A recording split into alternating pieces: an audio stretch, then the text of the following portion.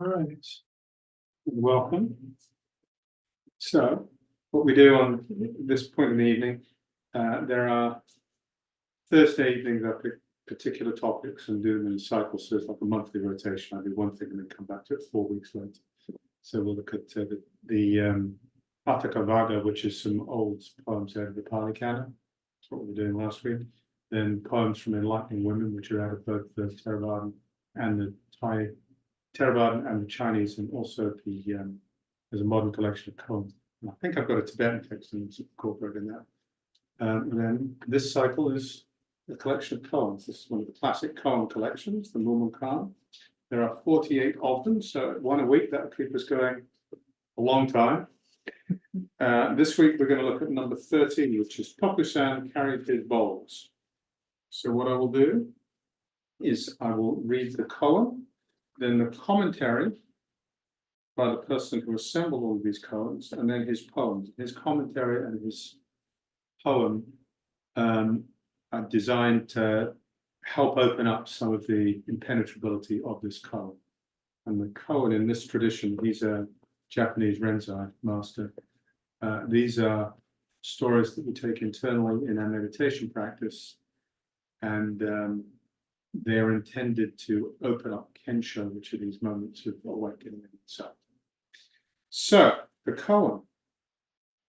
Tokusan one day came down to the dining room carrying his bowls. Seppo said, "Old master, the bell has not rung and the drum has not yet been struck. Where are you going with your bowls?" Tokusan at once turned back to his room. Seppo told this incident to Ganto, who remarked, "Great master though he is, Tokusan has not yet grasped the last word of Zen." Hearing of it, Tokusan sent his attendant to call Ganto in and asked, "Do you not approve of me?" Ganto whispered his reply to Tokusan. Tokusan was satisfied and silent. The next day, Tokusan appeared on the rostrum. Sure enough, his talk was different from the usual ones. Ganto came in front of the monastery, laughed heartily, clapping his hands, and said, "What a great joy it is! The old master has now grasped the last word of Zen. From now on, nobody in the world can ever make light of him." Get that? Mumon's commentary. As for the last word of Zen, neither Ganto nor Tokusan has ever heard of it, even in a dream. If I examine it carefully, they are like puppets set on a shelf. And the poem, if you understand the first word of Zen, you will know the last word. The last word or the first word, it is not a word. Okay. So I will go through it again and I will expand and explore and try to explain some of this as we go through it. But before I do so, as with all of these koans, it is worth pausing and taking a little break. To set context, then often the most important part of the context is to identify the players, because the players can kind of give the tone of what's going on. And it's also to identify where the tension is here. There's usually in these koans there's an intentional tension where there's essentially a contradiction in the koan.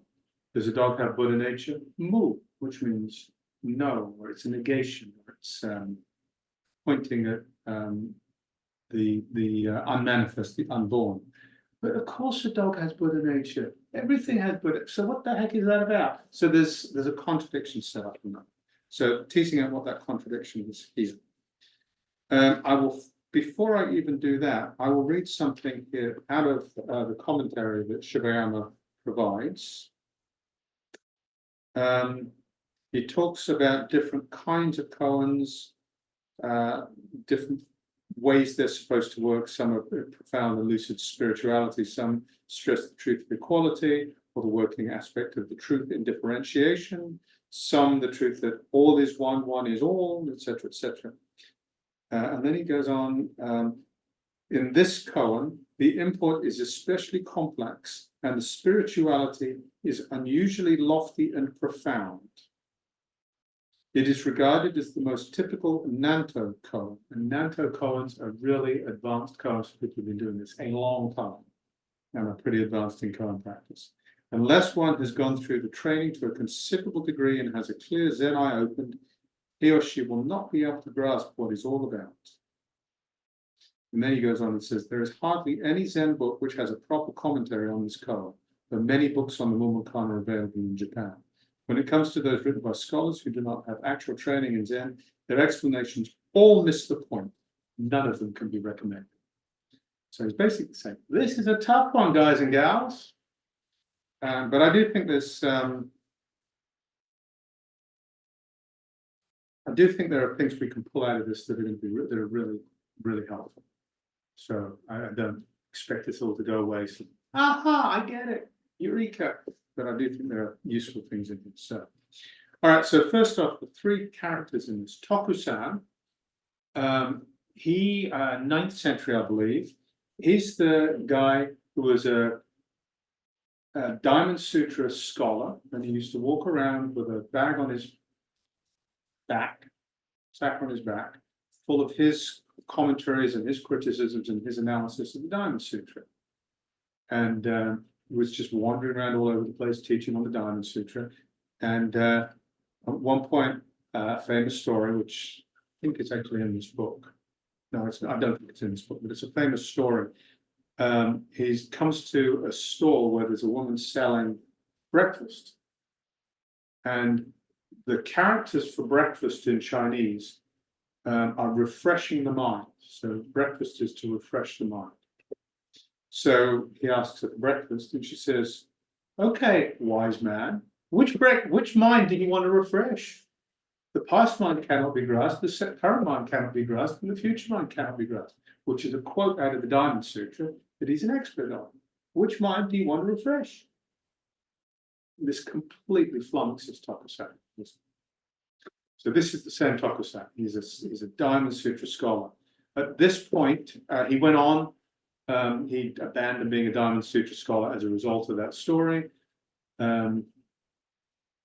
Went and studied with a teacher, became eventually an abbot. And at this point, he's like 83 years old, I think, at this point. So he's a pretty old dude. He's 3 years away from passing away, and he's really wise, really solid, really stable. He really gets it, wide awake, right? So that's Tokusan. He's the abbot of this monastery. Ganto, he is one of Tokusan's senior students there. He is probably also, well, he's very mature in his practice. He's probably also wide awake. He's got a very strong grasp of reality, things as it is. So he gets it. He gets it in a really, really deep way. He goes on, he becomes Tokusan's successor in this monastery. And I don't know how long he teaches there, but he dies very young. He dies about 60 years old. So he's not abbot for very long. So he doesn't have much of a legacy, unlike Tokusan has a considerable legacy. The third character, Seppo, he's like 10 years younger than Ganto at this point. He's not a novice, but he's much less mature. He's fairly mature, but much less wise. I think he's at this point, he's in charge of the kitchen, which is why Tokusan bumps into him. He's going with his bowls. And he's a little brash and a little cocky, probably. Thinks he knows more than he does know. He is to go on, and Ganto is basically his older Dharma brother. So Ganto it's like a surrogate teacher. He's a disciple of Tokusan, but Ganto is kind of his teacher, kind of helps him along the way, the two are partners. And actually, his enlightenment story, he and Ganto are out wandering around, and they have this exchange or something, and Ganto's lounging around, and Seppo wants him to get up, and he's complaining to Ganto. And Ganto makes a pithy comment to Seppo, who says something back about the mind. And Ganto says, that which enters by the front door is not the family treasure, which is an old Chinese saying that's used in a lot of these things. But it's to say, what comes in isn't the truth you're looking for. It's that which arises from within, which is the deep truth that you should be looking for. Turn inward and look inward, and that's where you'll find truth. And that's what slap around the face that wakes up Seppo. So Ganto and Seppo are deeply connected in this way. Seppo goes on to become one of the great teachers, and he has this very long legacy, and a lot of disciples go on and so on. So that's how the three of them relate. And another part of this, the Diamond Sutra is probably the central Zen sutra. If you want to pick a teaching, it's the central Zen teaching. It's probably going to be the Diamond Sutra. In the Diamond Sutra, a lot of people who read the Diamond Sutra say it's about emptiness. Well, I will tell you, and this is not an original thought, the Diamond Sutra isn't about emptiness. The Diamond Sutra isn't about anything. The Diamond Sutra is a practice manual about how to use this body, how to use this body to wake up. Because emptiness isn't the thing. You can't write a book about emptiness.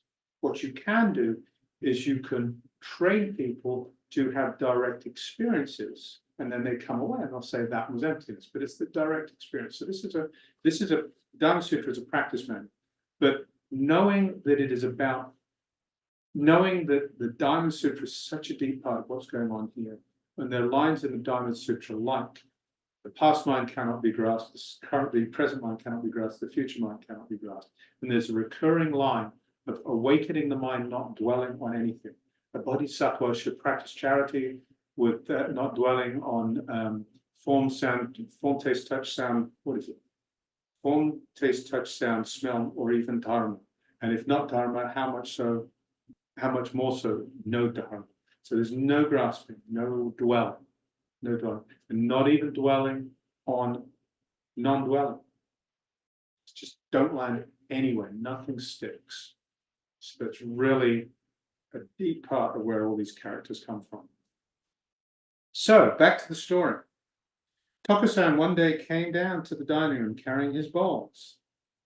Seppo, yeah, he's probably the cook, probably recognizes the big guys come down a little early. Old master, the bell has not rung and the drum has not yet been struck to call us for breakfast. Where are you going with your bowls? Tokusan at once turned back to his room. So, there's two questions in this. Question one, what was Seppo's intent when he challenged the master? Was it just a courteous, you might want to wait a little bit, we're not ready? Or was there an edge in there, which was sort of a Dharma combat kind of edge, trying to best the master? And when the master turned around and went back, feeling he bested the master. So that's question one. And question two, Tokusan just turns around and walks back to his room. He's in charge. I mean, he's the abbot. And this little whippersnapper is telling him to do something. He just turns around. What's going on there? What's going on within Tokusan right there?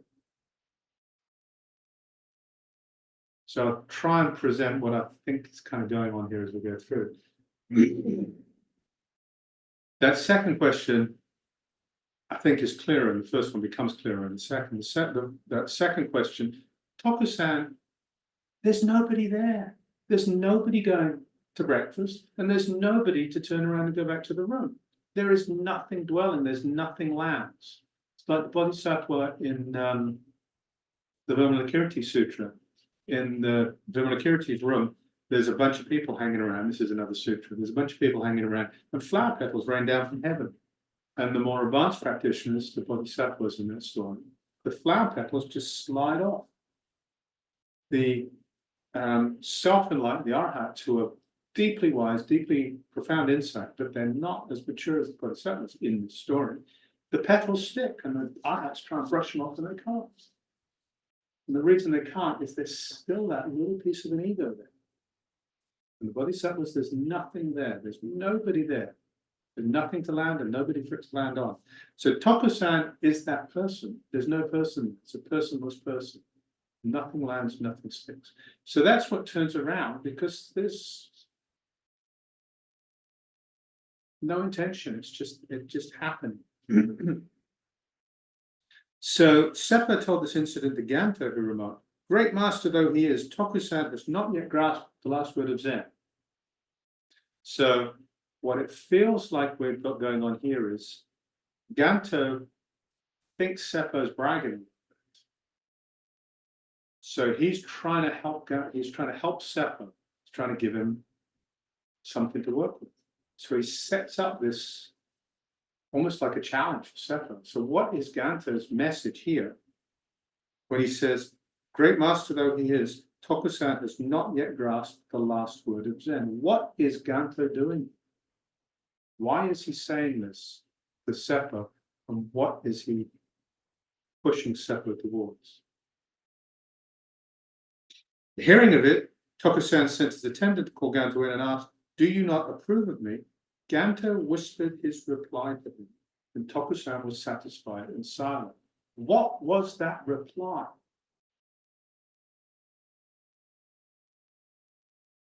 In the Diamond Sutra, Buddha is asked, Buddha does a lot, Buddha sort of tees up the question. So Buddha says, what do you think, Subhuti? Did I gain Anuttara Samyak Sambodhi, which is complete perfect awakening? And Subhuti says, no, Master, because there's nothing to attain, and because there's nothing to attain, therefore you say you attained Anuttara Samyak Sambodhi. If there was something to attain, you could not have said that, because there can't be anything there. It's one of these contradictions. And but it was also very clear that he says, do not say I teach the Dharma, Subhuti. Do not, if anybody says I teach the Dharma, they have completely misunderstood what I'm doing. So the Diamond Sutra is a teaching that the Buddha lectures, the Buddha presents this teaching, but he's not teaching and there is no teaching there to give. Total contradiction, right? So the idea is you can't teach anybody anything. They've got to do it themselves. And there's no, in this deepest sense, there really isn't a person there. There's just dependent arising there often. So, and then there are any number of places where a sermon is delivered. Somebody walks up to the podium, stands there, and then walks back down and takes their seat. And that silence is the great teaching. So what is this? What does Ganto whisper to Tokusan? Really important. And I don't think there's an answer to that one. I think when you answer these koans, what you've got to do is you've got to get it, and then you're called into Sanzen, which is interview with your teacher. And when you go into that interview, you present your answer. So if the koan was, what is this? My answer would be, right? To say it's a bell would miss the point. To say it's not a bell would miss the point. It's in action. So you go in and you present your answer, and it's answering some form of action. And it's got to be authentic. So what is said here, and how would you articulate that being said, or how would you present that, what was exchanged here, if you were asked to do so? So Tokusan sent his attendant to call Ganto in. After you not approve of me, Ganto whispered his reply, and Tokusan was satisfied. Next day, Tokusan appears on the rostrum. Sure enough, his talk was different from the usual one. What was different? And then Ganto came in front of the monastery, laughed heartily, clapped his hands, and said, what a great joy it is. The master has now grasped the last word of Zen. From now on, nobody in the world can ever make light of it. What's going on between Tokusan and Ganto here? Tokusan presents differently, and Ganto responds in this way. What's going on here? And remember the setup, which is Ganto was setting Seppo up with the last word in Zen.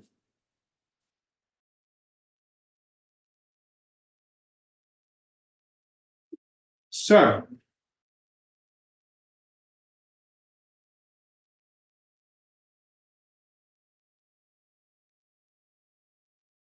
the commentary, Mumonkan's commentary. As for the last word of Zen, neither Ganto nor Tokusan has ever heard of it, even in a dream. This is a dream, by the way. Buddha woke up from this dream. This is a dream, just like the dreams you woke up from this morning. Doesn't mean it's not here. We actually did have a dream last night, and we can talk about what that dream was if we can transition from the dream into this also illusory reality. Doesn't mean it didn't happen. Doesn't mean this isn't happening. It's just not what we think it is. This is what's so true. If I examine it carefully, they are like puppets sitting on a shelf. I'm going to read the poem as well. I'll read the poem and then come back to the commentary, because the poem points out some of what I want to say in the commentary. If you understand the first word of Zen, you will know the last word. The last word or the first word, it is not a word.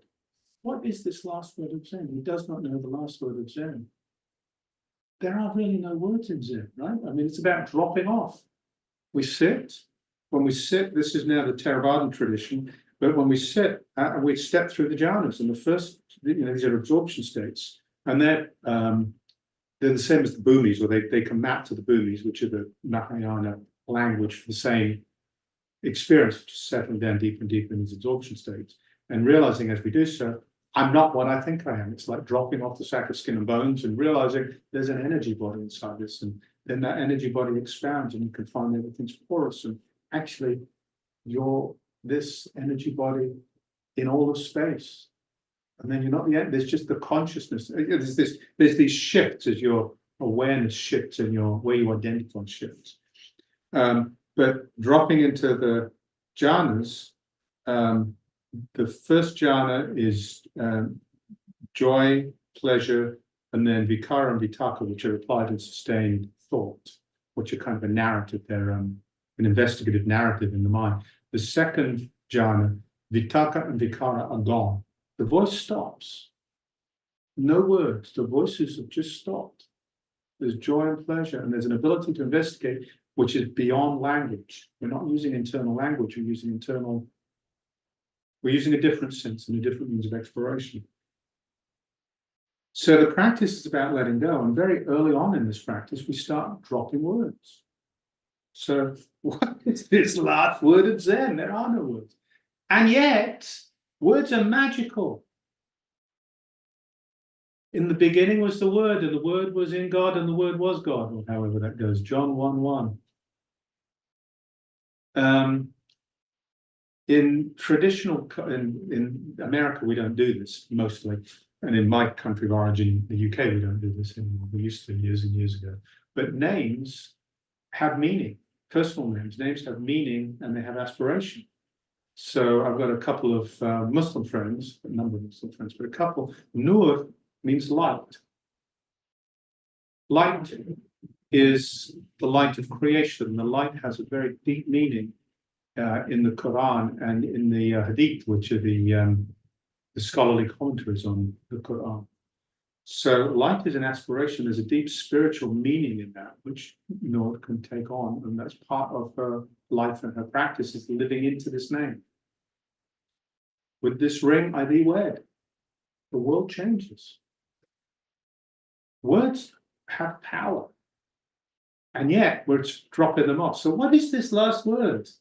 There's a deep mystery about what this last word is. And the last word, if you understand the first word, you will know the last word. It's like Gute's one finger, another one of the koans in here, Gute, whatever the question, he'd raise one finger. That one finger, we can use that as a symbol. And at one level, it is a symbol. It means everything. It means all is one and one is all, and yet it's separate. So it's all in there. But it's the same answer, but it's different every time. What is this one word? Neither of them have ever heard it, even in a dream. If I examine it carefully, they are like puppets sitting on a shelf. And this is the deep dropping off body-mind.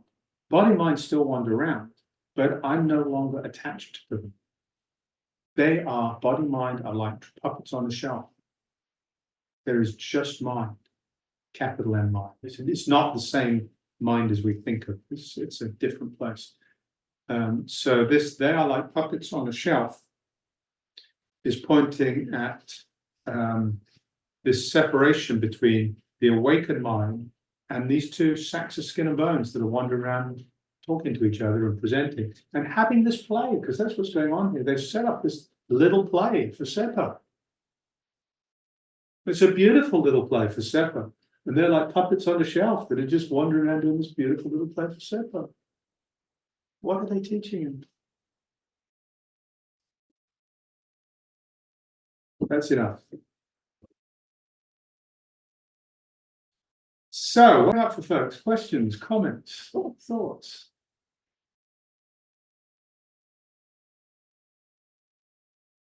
Alan, sorry, you're not Alex, you're Clay.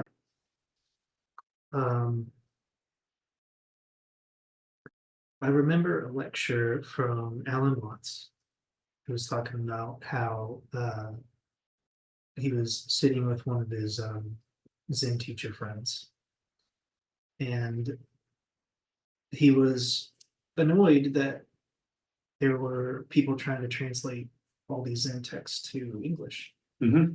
And Alan Watts was like, well, what's, why does this bother you? And he says that the sound of the rain needs no translation.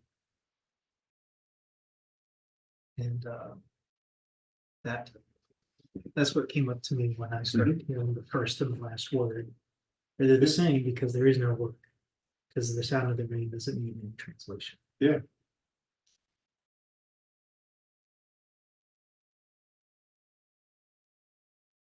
Yes, and words are magical. So there's something that has to capture that magic as well. I'm not disagreeing with you. Mm-hmm. I'm adding to it. I mean, the rain is magical too. Mm-hmm.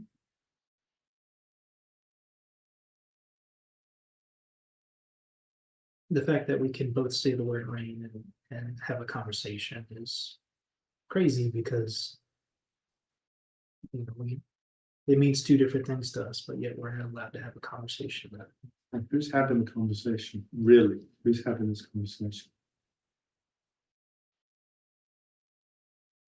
Yes, if you look really, really closely, you look at the way the language shows up and the words fall out. These words, I'm not picking words.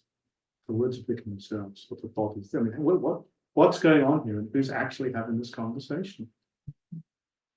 Deeply, deeply mysterious.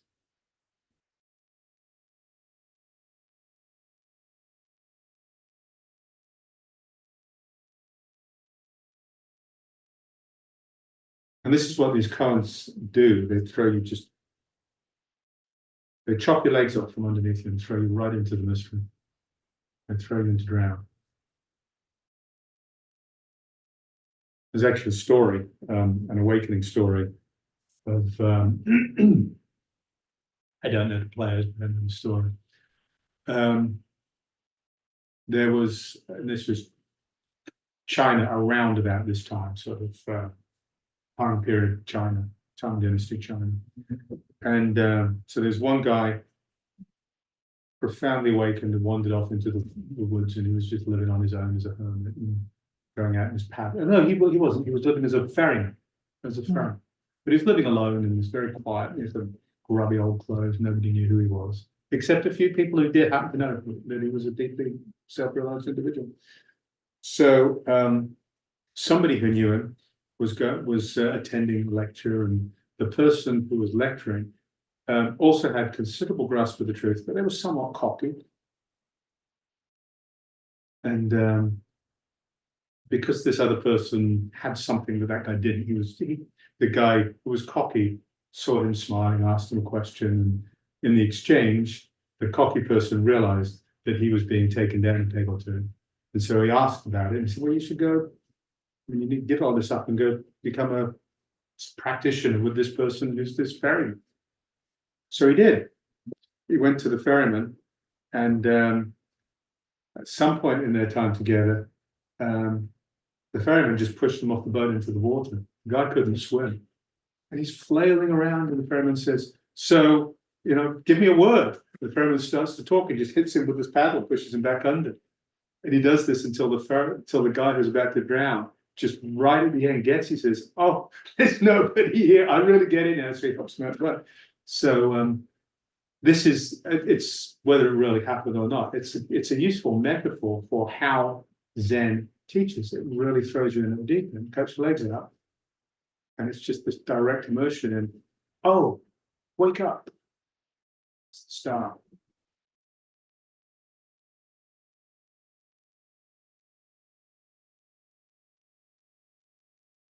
And then it looks like you're jumping, Alex. So maybe not. Beth, you go, and then we'll see if Alex has got something to form.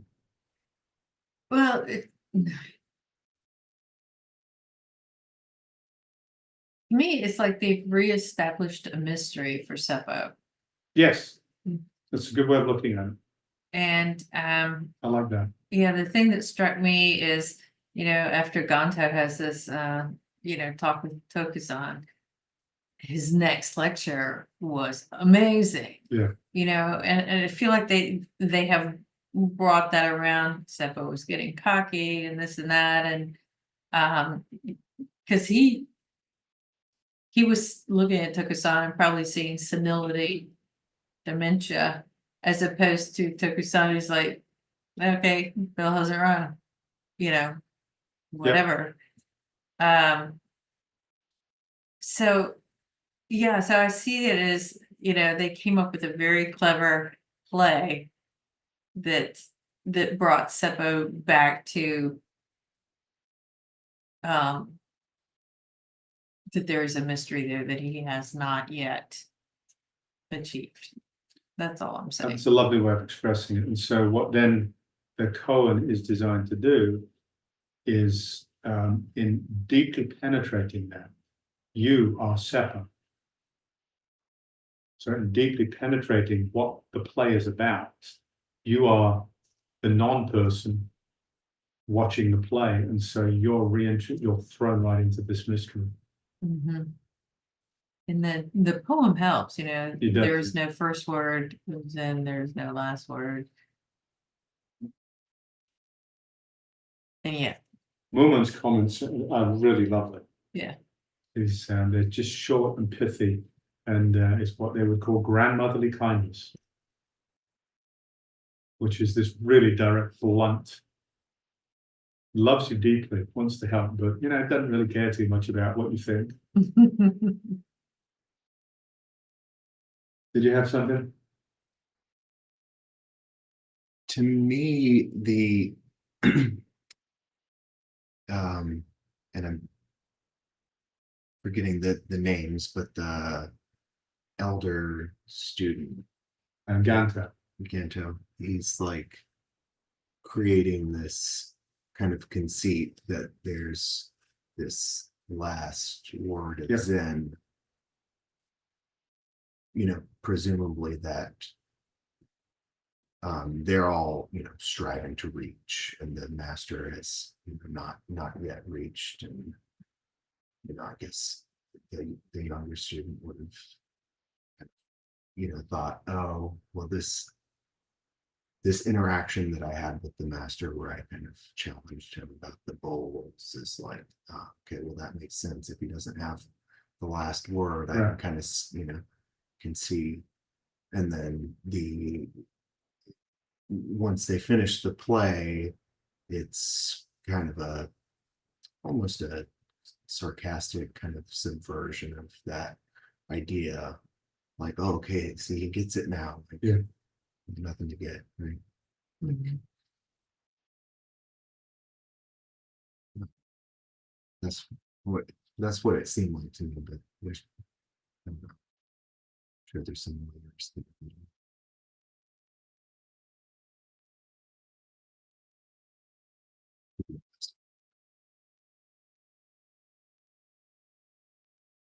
Yes, I agree. I think I like that. You still have the questions there. Did he whisper to me? Because there was a conversation, and you've intentionally not been told what was whispered.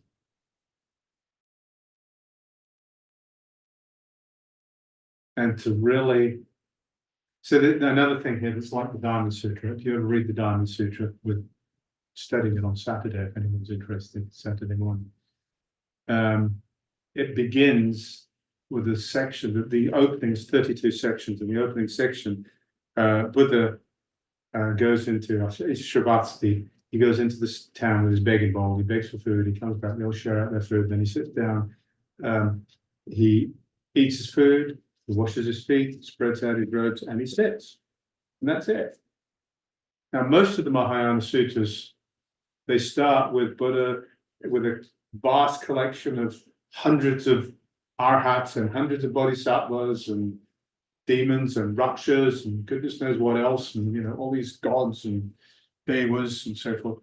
And many of them are floating up in the sky, and they're all coming from different worlds, different world systems.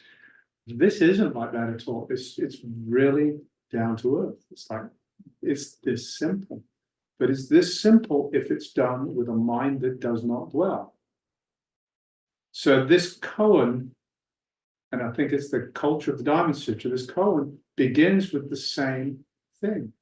It's just the old man coming down with his bowls to get his breakfast. It's not ready. He just turns around and goes back. Thinking, non-thinking. Nothing dwelling. The mind not dwelling. But it's this very ordinary everyday life that is the direct expression of the enlightened being. So yes, and then there's the embodying that. What is it like to embody that, and what's going on with that particular question?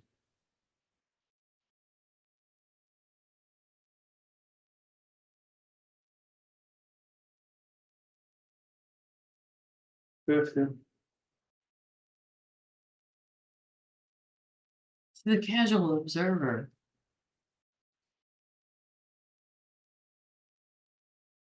how does one know that Tokusan is embodying,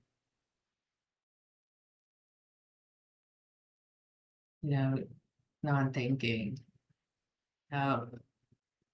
as opposed to, my grandfather wandering into, and then turning around and wandering back? True compassion is invisible. The casual observer probably wouldn't know. Right. But Ganto knew. The Ganta knows. Right. This is like the mind-to-mind transmission, which is the thing in Zen. It's the two masters. So it's an exchange that happens between two people that aren't people anymore, and you know it when you do it. When those people know it. Enlightenment recognizes enlightenment. It's the two masters sit down and have a cup of tea, and after they've been sitting there a little while, one of them looks out of the window and says, "They call that a tree," and they both just fall about laughing.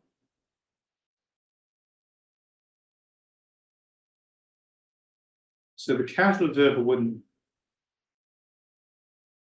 It's why the backstories are so important. History is so important. Do you think that the talk that he gives, the whole thing, was that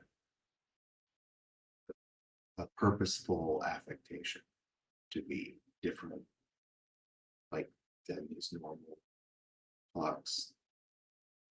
There are several questions in here that are right at the heart of what the person taking the koan on as practice has to solve. And what was different about the talk is one of them. What was different about the talk? Was it words? Was it his energy? Was it exactly the same when Ganto just stood up and said something? Was it just that Seppo's expectation was different? What was different about the talk? Because and it's not a logical answer to try. It's like one of them is you've got a bottle with a white heron. You get the heron out of the bottle. Years ago, when I first started practicing this stuff, I said, "That's ridiculous." Sound of two hands clapping. What's the sound of one hand? Yes, I could come up with logical answers to this, but that's not the point. It's not where the answer is. The answer to the question there is nobody talking. Shunryu Suzuki said, there are no enlightened beings. There is only enlightened activity. Dogen said, to study the way is to study the self, to study the self is to forget the self. To forget the self is for the myriad dharmas to come forward in enlightenment forever. Was that effect? So the answer to the question about what's different about the talk, it's somewhere in deeply understanding there is nobody stepping forward to give the talk. There actually aren't any words, because words are something we make up as well as an idea.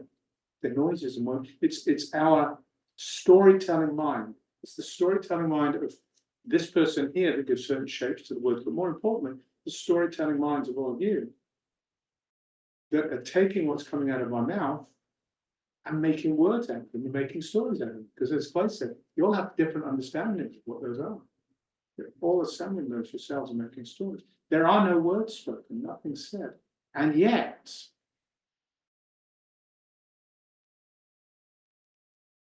it's magical. So the answer isn't in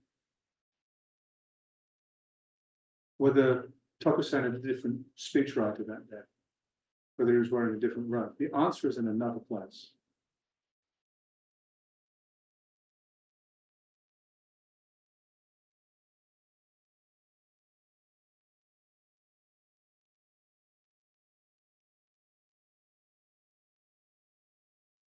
And it's a place that each of us has to find for ourselves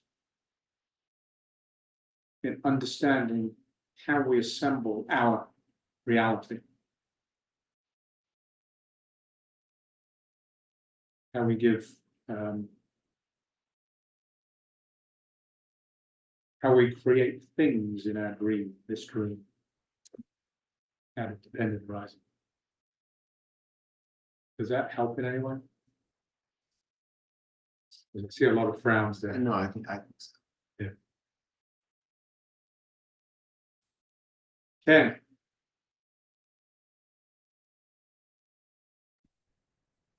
I found the unmute button this time instead of the stop video. Gareth, I dropped out of the talk for just a few minutes there. I had to pull up an article I read about this. Kinsey Cooperride, a cognitive neuroscientist at University of Chicago, had written a fascinating book speaking about languages and arising for the hundreds of thousands of years as humanity spread across the planet and came into different environment, different niches. They developed tools, techniques, they developed language, they developed words that defined the reality that their head conceived that they were embedded in. The object is that we kind of create an external reality, which is kind of an illusion, and we do this mainly by words. Mm-hmm. And this has been kind of the perennial problem with not just Buddhism, but I think all spiritual traditions, where we're trying to use some words to negate words. It's kind of chasing its own tail, and it can get mind-boggling after a while. The title of his article was simply "Can One Language Do It All?" talking about the loss of indigenous languages and at a very frightening rate, and how English is becoming kind of the worldwide language in science and business, and how we are beginning to lose a sense of a richer reality. It's pretty fascinating stuff, and it is very Buddhist in its perspective. Distrust of words. Probably talk too much. Well, English, no, that's very helpful. Thank you, Ken. English is, I would say, if you have to pick one language, English is a really bad language to pick. I would agree. Grammatically, it's a disaster. Pronunciation is horrible. Its history is just an amalgamation of so many different languages and sounds that don't fit together very well. It has none of the pictographic representation of some of the Chinese and Korean some of the kanji-based languages. So it's a really bad language to pick, even though it's the only one I really speak. So but a couple of thoughts on it. One, the words I think you used were that he was talking about how these different peoples use language to describe the reality within which they find themselves embedded. And I would argue that actually language and the environment in which they are embedded co-evolve, because it's not just the language to describe it. Language then actually shapes it. There's a really powerful feedback that's going on. Yes. And then language, it is, as with so many things, language is both a curse and a great gift. Language is that in which we become completely imprisoned. And if we try and argue ourselves out of this trap with just words, we get even more entangled. It's the Chinese finger thing, right? You pull your fingers apart and it just gets tighter and tighter. You have to relax into it and then get some, find another way to pull it off. But by virtue of having language, we are able to experience reality. It's the same argument that in Buddhism says, the human birth is a wonderful birth because we have both pleasure and suffering. The lower realms have only suffering. They don't have the ability to escape suffering. And the higher realms, it's just so pleasant. Why would they bother trying? But we have both. And in the same way, with language, we have something to work with. We just have to do it skillfully. Eventually, you have to transcend the language and the words. So yes, I agree with everything you've said. It's absolutely necessary. It's a great gift. There seems to be kind of well, I'm sure it is written in the sutras, an understanding that deep down within us, Carl Jung would probably call it archetypes, the collective unconscious. In Christian terms, it would be the Holy Spirit, the Tao, the Buddha nature. All of this deep down inside, we really do know all this stuff. It's just overwhelmed. It's covered, excuse me, it's covered with this concrete, wordy language world that keeps it kind of bottled up. And it's been my experience that the practice of meditation is to simply calm the thinking head down so much that the Holy Spirit, the Tao, the Buddha nature is simply able to bubble up and you just simply begin to see. And when I talked about as we settle down in meditation, there are different views on how important these absorption states are to the path of waking up. But I think pretty much a universal consensus is at least some of it is necessary. So I think because to some level, touching into non-duality, at least some, to recognize its flavor is really important, I think. So there seems to be some consensus around that. And with that first dropping in, the experience of language does start to shift.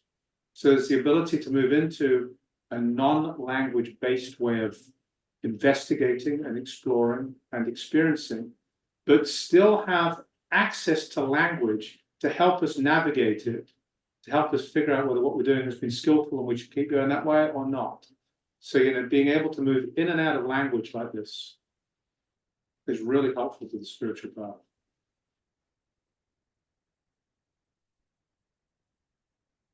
We are at 9 o'clock. So if anybody has something they'd like to say before we wrap up, that's great. Otherwise, we will wrap up. And those of us here will have a cup of tea and maybe something to nibble on, and we will say goodbye to you, Ken. Bye, everybody. Bye, Ken. Bye, Beth. Good to see you.